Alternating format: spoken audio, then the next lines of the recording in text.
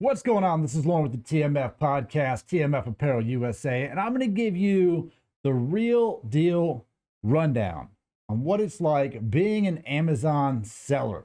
Because look, let's be honest, if you have YouTube, TikTok, Instagram, Snapchat, anything where there is nothing but people promoting, buy products, resell them on Amazon. Look, you got guys out there with the app, the Amazon app, scanning products, telling we're going to drop ship these to Amazon. They're going to send them to people around the world. You're going to make lots of profit, lots of profit. Let me tell you, as someone who has been selling on Amazon for over 2 years, seller fulfilled. I don't ship my stuff to Amazon and then let them sell it. I list my items and ship them directly. Majority of this is apparel. Like what you see I'm wearing here, Discipline Equals Freedom, one of my more popular designs. Now, let me tell you what Amazon selling is like. First and foremost, when you sell on Amazon, you don't get paid for a minimum 2 weeks. Minimum. You make a sale, you ship the item off, Amazon holds your money in an escrow account for a minimum of 2 weeks before you can pay out, which means if you have a product and you sell a lot of that particular product, well, you're not going to get your money back for a minute. It's going to take a couple weeks for you to be able to withdraw any of that money. So if you're a capital-based business and you have a small profit margin, Amazon is going to put a dent in your available funds. Now, that being said, I sell t-shirts. They're not super expensive, but I have had running balances in the thousands before, and you're just like, what do? You just got to wait it out. That kind of sucks. Secondly, Amazon always sides with the customer. Amazon is so customer oriented of a company. It's kind of over the top how customer oriented they are. And let me give you some examples of what happens in the apparel line. Now, bear in mind, my cost of goods is lower, so it doesn't hurt me as bad. But if you have a higher cost of goods, this could really wreck your mood for sure. Could probably put a dent in your business as well. But I've sent out t-shirts before that people ordered the wrong size. A lot of times people buy them as gifts and they think someone is smaller than they are. Promise you, your wife or your girlfriend is probably not quite as small as you think she is.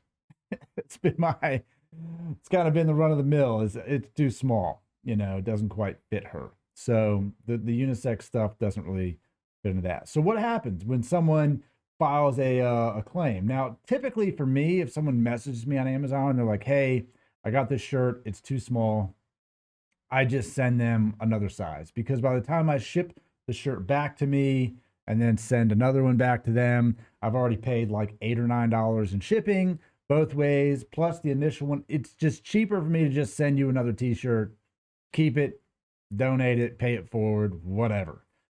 That's just generally how I operate. Now, I have had people who get an item and go, oh, well, this isn't what I wanted. They file a claim with Amazon. Amazon gives them a refund under the A to Z guaranteed claim. They keep the product. I lose the sale. That sucks the most. Now, keep in mind, if I just sent you another t-shirt and you said, you know what, the size didn't fit, or whatever the case may be. Maybe, if it showed up and it was damaged in the mail or something, I can send you another shirt at my expense. Might cost me like $8. Let's say I sold the shirt for $30. And let's just say it cost me $4 to make the shirt or $5 to make it, $3 to ship it. So I'm $8 in it. I send it off to you, right? Amazon takes their cut. Let's say I made $15 on the sale. And you had an issue, and I send you another one that cost me $8. I still made $7 on the sale. If you do an A to Z guaranteed claim, Amazon takes $30 sale away, right? So I've lost the $30, plus I've lost the $8 that I've got invested in the shirt. That sucks the most. Now, in those cases, I hope that they would send me the item back. I have received, to date, 0 returns from Amazon. Not saying that I haven't had people request a return, but I've not gotten any of them back. So that being said, if you're selling products that you're buying and sending somewhere, you may or may not get them back. They don't have to send them back. Now, I've had, even recently, and I had it out with Amazon over this, I had it out with customer service because I had an order come through, printed and shipped same day, sent it to the person. USPS decided they were going to take their sweet time delivering this particular shirt. It took about 7 or 8 days to be delivered. They had some trip that they were going on, I guess. Look, t-shirts don't expire. It was actually a UFC shirt, so not like it even is trip related. But so they got the shirt a day after they were supposed to leave. No fault of my own. Amazon gave them an A to Z guaranteed claim. They kept the shirt. I lost the money for the sale. That is a serious downside to selling on Amazon. It's huge, right? So if you're selling products like that and you're worried about whether or not this could happen, it very well could happen to you. It's a very real scenario. Now, my other pet peeve with listing on Amazon is actually, or selling on there, is actually listing the product. It's a giant pain in the ass. There is a million things you got to fill out. When you sell stuff on your own site or Etsy, even Facebook Marketplace, the amount of information can be, as minimal or as extravagant as you decide it to be. Amazon has added 1,000 things that you got to fill out to sell in the apparel line. Now, bear in mind, I am selling a product that is not currently sold on Amazon. If you do buy something, like say you bought this Rockstar and you were going to resell it, you could simply just copy the current listing that's on there and you're just selling it as a different seller, right? It'll be a different seller on Amazon. But one of the things that can really wreck your account, Amazon has what is called account health. And your account health is how well you're doing as an Amazon seller. Whether or not you're shipping items on time, they're delivered, customers are happy, your pricing is good, your communication is good with people.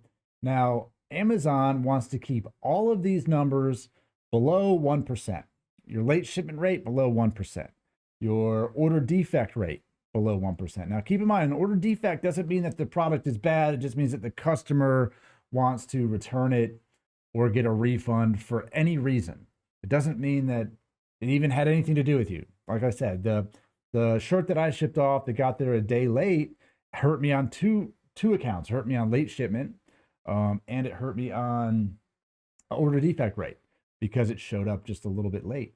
So that hurt my account. Now, if you don't sell a whole lot of stuff on Amazon, 1% is very easy to go over, right? So if you sell, say, 20 items on Amazon, and one of them, someone was like, I don't want it anymore, I didn't mean to order it, whatever, that is going to murder your order defect rate. It's going to send it over 1%. Also, if you are a day or two late shipping something, that can easily murder that. Then what do you have to do? What happens if you exceed the 1% order defect rate on Amazon as an Amazon seller? Well, let me explain it to you. Amazon is going to send you an email, and you are going to click this email, and you are going to open it up, and you are going to have to write an appeal as to how you came into the situation to put your account health at risk. What led to this? And you're going to have to fill it out in extensive detail. Amazon is going to have a representative call you, and they will sit on the phone with you and go over all of the reasons why your orders were late or defective or whatever the account health reason is. And they are going to help you fill out this. It's like a 4-part questionnaire over why your account health exceeded the 1% threshold. And it can be so crazy. So for me, I had equipment issues and could not print and fulfill shirts. I overnighted parts for the printer. They were bad. I overnighted them again, a defective part. So I was behind about 11 days on orders, which is huge for Amazon. And I was like, this is going to murder my account. You're better off just refunding the people, messaging them and saying, look, I'll message you again when we're up and going, because Amazon is not going to like that. So what was the reasoning? Well, obviously the machine's down. What can you do about it? What can you do about it going forward? You need to have a complete plan of action put together in order for you to continue selling on Amazon. So keep that in mind. If you are buying stuff from overseas or another vendor and selling it third party and stuff is completely out of your control, then you need to have a plan of action in mind. My honest opinion is just, if you haven't shipped it, just refund them. Reach out to them again. It sucks, but Amazon will make your life extremely difficult. It will change your ranking in the Amazon search engine as well as your account health. So keep that in mind. Selling on Amazon is not as amazing as everyone makes it out to be. Like, oh, look, I've got $25,000 worth of sales. This product makes this much. If you run into any issues, it can seriously murder your credibility on Amazon. Bear that in mind. That is a forewarning. However, Amazon does draw a lot of traffic.